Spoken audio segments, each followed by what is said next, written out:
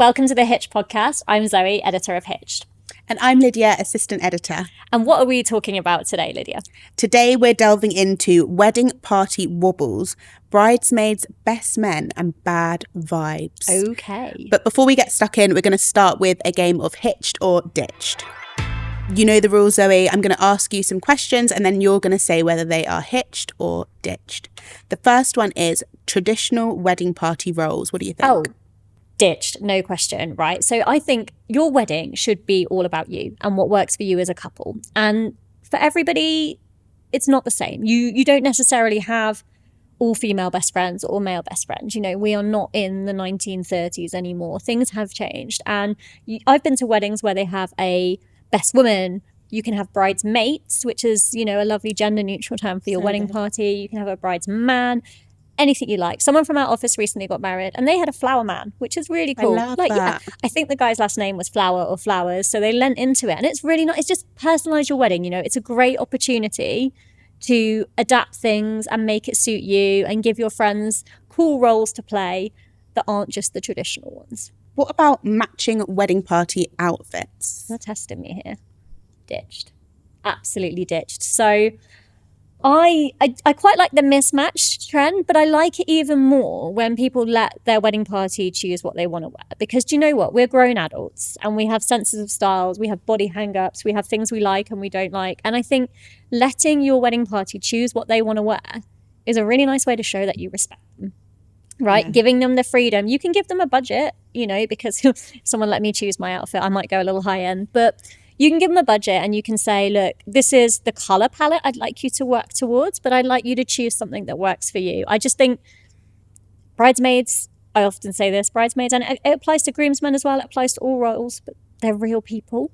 They're not dolls for you to dress up as props for your photos. So you have to, A, accept how they look. You can't be asking people to change their hair colors or cover up tattoos or things. Like, no, let's not be doing that. And let them wear what they want to wear, please. So good. I As love that a former answer. bridesmaid myself, please. It always suits one person and then everyone else has to suffer. I always find that. Yeah. And I'm a recovering bridesmaid. Recovering bridesmaid. So the last one is wedding group chats. Oh, are we doing a straight run of ditched here? I think we might be. Oh, but they are a necessity, aren't they? Like, you do need them, but oh God, nothing brings me more. Do you know what? My personality changes when I'm in a wedding group chat. It's horrible and I hate myself. Especially when I have to run it, I suddenly become this person who calls everyone girlies. I use loads of emojis, loads of kisses. I'm like, no worries, hun, even though they're like 6 weeks late to pay me and it is very much all worries. They just bring out the worst in people. I hate them. No one likes them. There's always that one person who's silent all the way through. What are they thinking? What are they up to? Why are they so quiet? I don't know.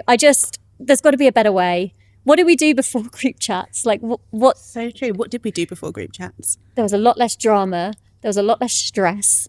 Things were a lot more straightforward. A lot less fancy hen-dos that require a group chat as well. Yes, but I do like a fancy hen-do, you know. It is quite nice, but just keep it brief in the group chat, I think, is the answer. Just have an old-fashioned landline phone call to talk about it. I don't know. And now people are making me go to Google Meets as well. Oh, no, I was going to say it's better than a Zoom call. Yeah. Oh, God. And it becomes a job. It's like, God, now I've got to answer an email, a group chat, a Zoom call. You're not getting paid for this. Like, you should be, but you're not. So, yeah, let's do away with them. Write them a letter. Moving on to our listener dilemmas. Can you sack a member of your wedding party? One of our listeners wants to sack 2 bridesmaids and the best man. Oh, okay. Okay, you can. You absolutely can, right?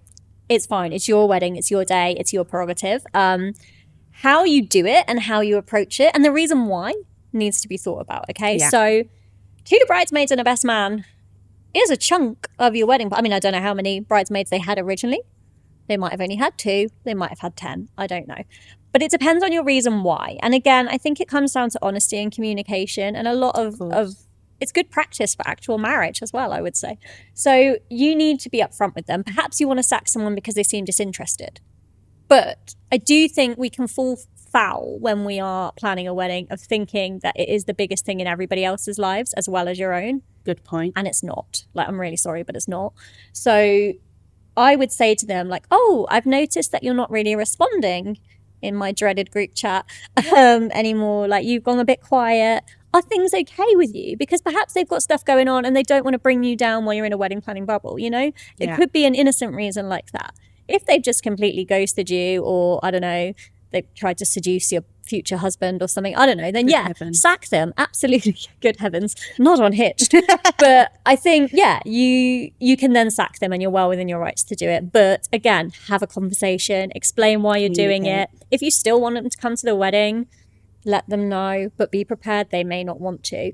But yeah, it is a conversation. It's really hard for me to say blanket, yes you can, blanket, no you can't, because it depends on your reasons. But on the whole, you are entitled to do that, but do it in a nice way and consider the long-lasting impact. Yeah.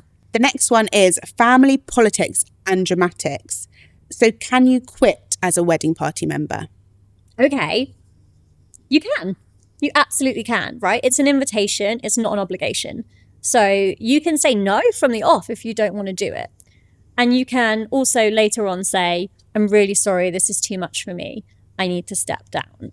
It's fine to do that. And I think, you know, quite a lot of people who have been in wedding parties have come to that point at least once in the journey. I know with my sister, I was like, maybe I better quit.